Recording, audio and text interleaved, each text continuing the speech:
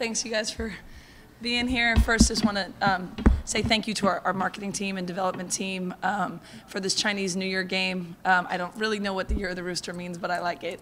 They did a great job. Chen's doing a Q&A right now with the fans, so just a really special part of our program. To the game, I told them if there's ever a night to quote Tara, it's tonight when she got her 1,000th, and we've seen all the quotes, but the one I like is, you want to have fun, try winning. That's fun. And this was really fun, and it's fun because our players just, from Sunday after the game, when I said, here we are, and we need to get to here, bottom, and we need to move forward, they have been locked in. Thought they played their tails off tonight. I thought our whole entire mojo was kind of the Cal basketball identity that we're looking for. I think we were able to weather storms and great plays by UCLA and tough plays for us because of that mentality. I thought we made our own breaks sort of down the stretch. They just worked their tail off, and I almost had the baby 3 times, and we'll take the win and move on.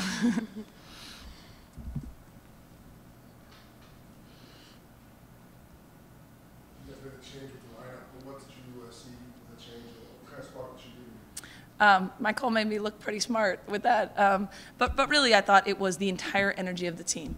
I mean, we have a lot of really good players, and I think we're at our best when we have contributions from everyone.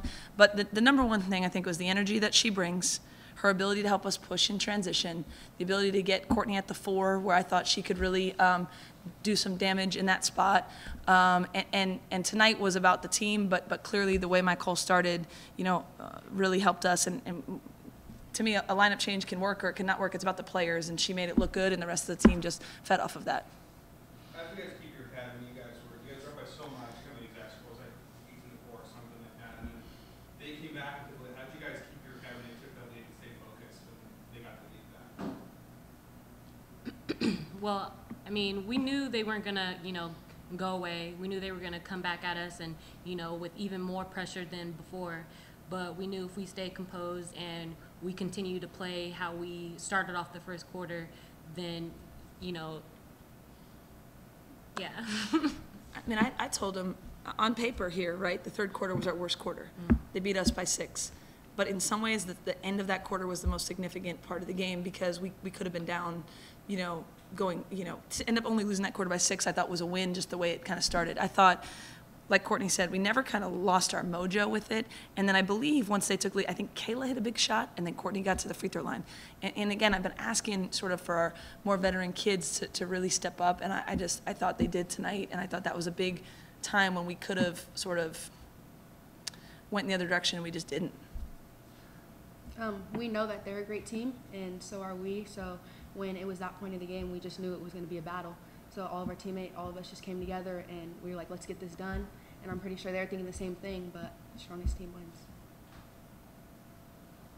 Michael, talk a little bit about being so aggressive offensively, looking for your shot so early in the game, especially it's unusual for you to get a start. Like, was it something that you came in saying, was the game plan, if it's open, you got to take it, or was it just more like that's what they gave you and that's what happened out there?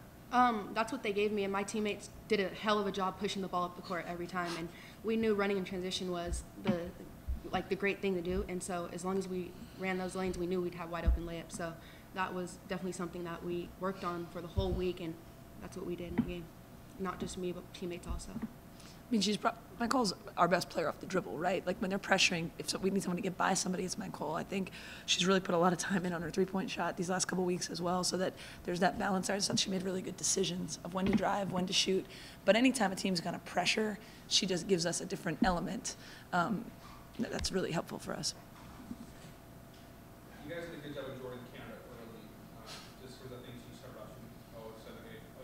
Talk about the way you defend her and Michael. It seemed like you were on her lots. What challenges does he pose, and how do you think you guys are able to defend her so well?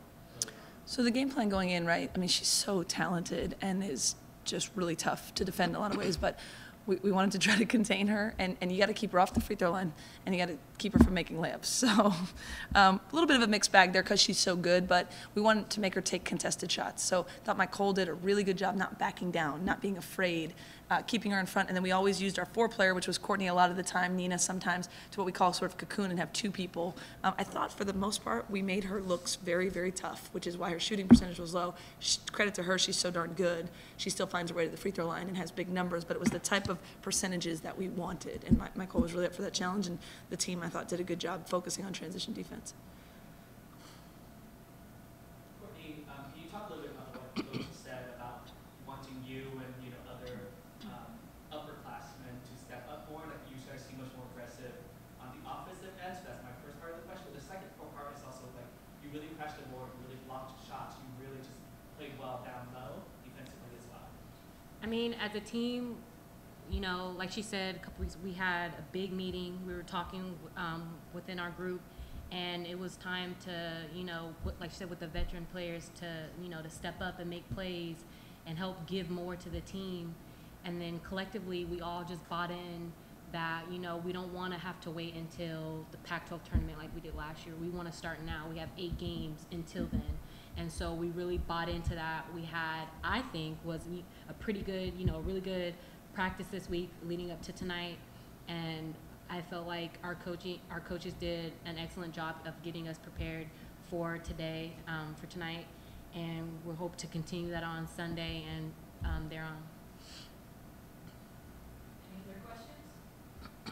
Any thoughts from you as to what challenges did it pose? Yeah, I mean, I've watched some film. Obviously, we'll watch the game tonight too, and we'll see if we can get some game plan ideas from some team that's won a couple games. They're very aggressive. Their guard play is to the rim. We got to keep them out of the paint. They pressure a lot. We're going to have to handle pressure. I mean, in a lot of ways similar to this, just in terms of being able to defend penetration and keep the ball out of the paint. But they're going to come in here super hungry. They're really talented. It's always a battle. I mean, I just think, as much as Stanford's a rival, the LA schools are kind of our other rivals. And so early game, we have to be ready, and I think we will be ready.